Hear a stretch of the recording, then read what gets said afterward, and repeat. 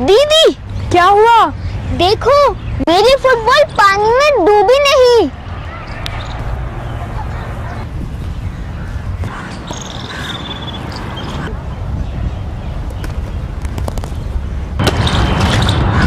दीदी, पत्थर तो पानी में डूब गया, लेकिन मेरी फुटबॉल तो पानी में डूबी नहीं।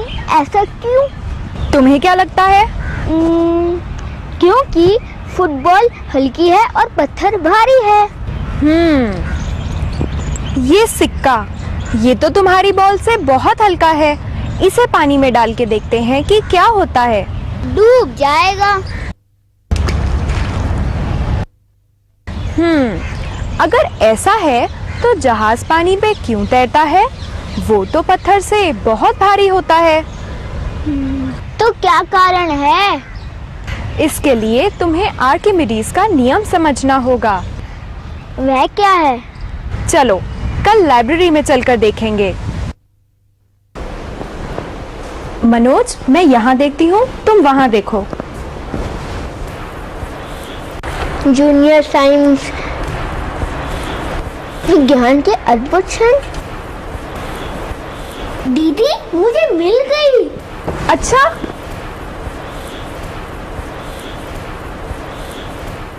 आज से लगभग 2,25,000 साल पहले की बात है।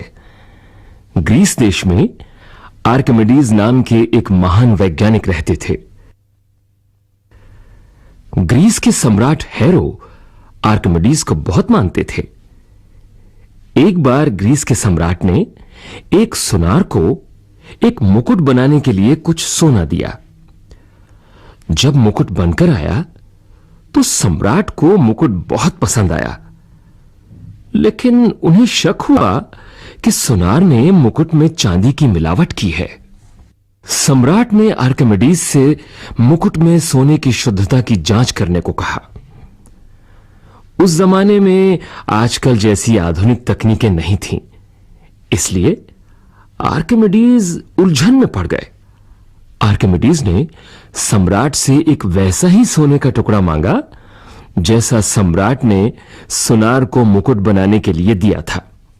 आर्किमिडीज ने तोला तो पाया कि मुकुट का द्रव्यमान और सोने के टुकड़े का द्रव्यमान बराबर है। आर्किमिडीज सोचने लगे, यदि मुकुट शुद्ध सोने का बना है तो मुकुट और सोने के टुकड़े का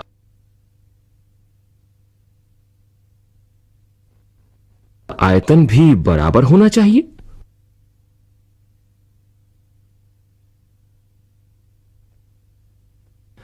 अब आर्किमिडीज की समस्या यह थी कि सोने के टुकड़े और मुकुट के आयतन कैसे मापे जाएं। इसी उधेड़-बुन में एक दिन आर्किमिडीज नहाने जा रहे थे। जैसे ही वो पानी से लबालब भरे टब में घुसे, पानी टब से बाहर छलका और बस आर्किमिडीज को अपनी समस्या का समाधान मिल गया।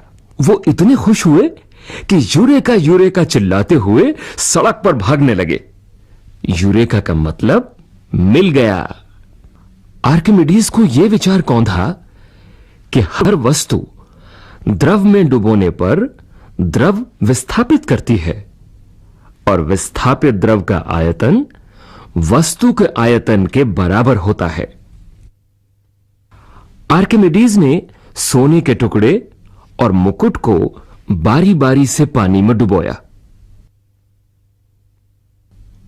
और दोनों के द्वारा बाहर छलके या विस्थापित पानी की तुलना की।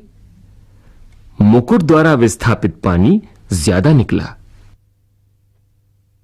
इसका मतलब यह हुआ कि सम्राट का शक सच निकला।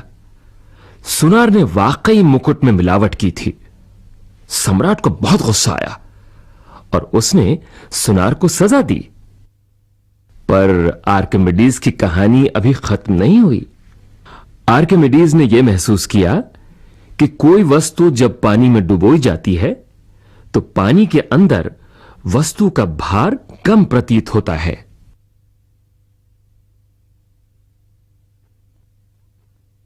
दीदी, क्या पानी के अंदर वस्तु वाकई में हल्की लगती है? शायद। चलो करके देखते हैं। वो पत्थर उठाओ और इसे पानी में डालो। अब इसे धीरे धीरे उठाओ। सच में दीदी, पानी के अंदर वस्तु वाकई में हल्की लगती है। बाहर निकाला तो ये भारी लगा। पर दीदी, ऐसा क्यों? ऐसा इसलिए क्योंकि पानी पत्थर पे ऊपर की तरफ एक बल लगा रहा है, जिसकी वजह से पत्थर पानी के अंदर हल्का और पानी के बाहर भारी लगता है। इस बल को कहते हैं उत्प्लावन बल।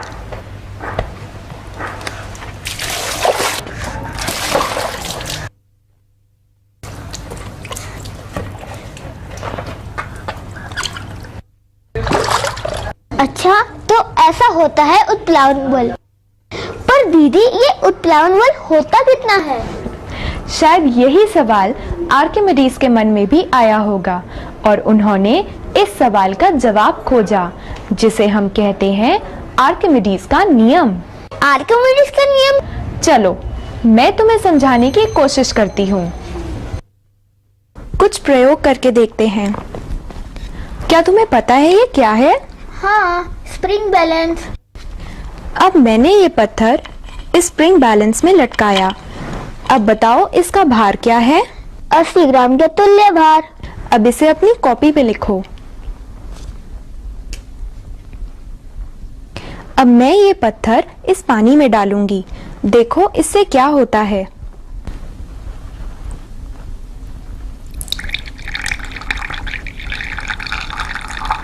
पत्थर के डूबते ही पानी ऊपर आया और गिलास में आ गया। और इस पानी का आयतन कितना है? पत्थर के आयतन के बराबर। अब इस पत्थर का भार दोबारा पढ़ो। 50 ग्राम का तुल्य भार। बिल्कुल सही। इसका मतलब पत्थर के भार में कितनी कमी आई? 30 ग्राम का तुल्य भार। अब हम इस पानी के भार को नापेंगे।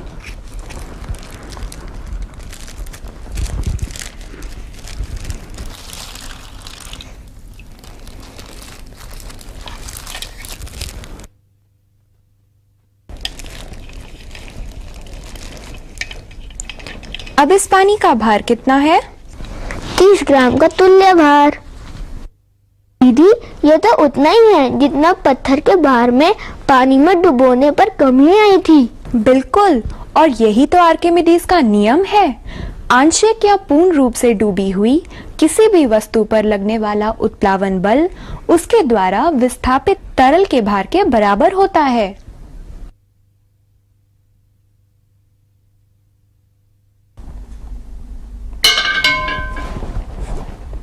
अरे, ये क्या कर रहे हो?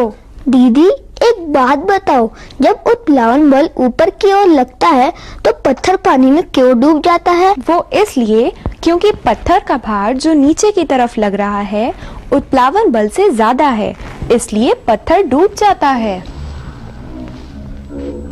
यानी कि पत्थर का भार विस्थापित पानी के भार से ज्यादा है। बिल्कुल सही। अच्छा, एक बात बताओ, अगर उत्प्लावन बल वस्तु के भार से ज्यादा हो तो क्या होगा? तब तो वस्तु ऊपर आ जाएगी। मैं करके दिखाता हूँ।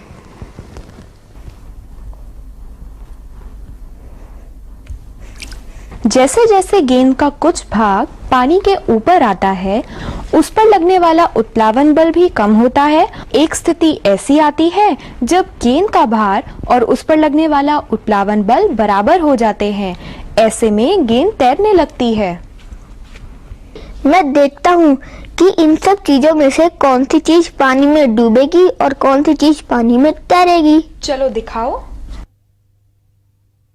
अरे, ये तो तैर रहा है। ये भी तैर रही है। ये भी तैर रही है।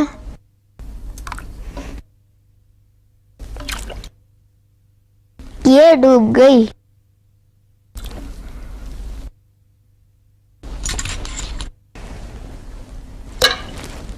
ये डूब गई।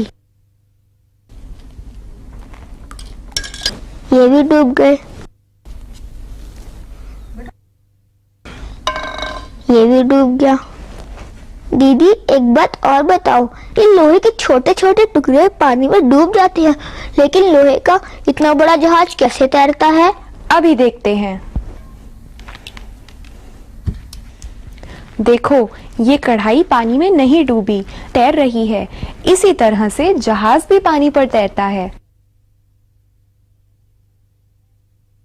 चलो मैं तुम्हें कुछ और करके दिखाती हूँ। ये कटोरी, इस कटोरी का भार उस पर लग रहे उत्प्लावन बल के बराबर है, इसीलिए कटोरी पानी में तैर रही है। अब मैं धीरे धीरे कटोरी का भार बढ़ाऊंगी।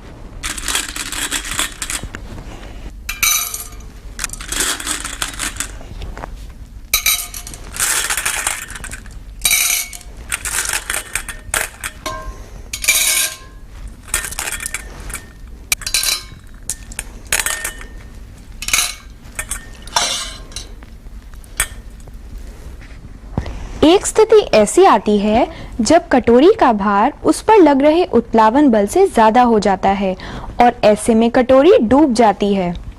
आर्किमिडीज का नियम सभी तरल पदार्थों के लिए लागू है। ऐसा मत समझना कि ये सिर्फ पानी के लिए होता है।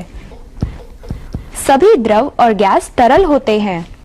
द्रव जैसे दूध, डीजल, पेट्रोल। हाँ, और वायु जैसी गैसों के लिए भी।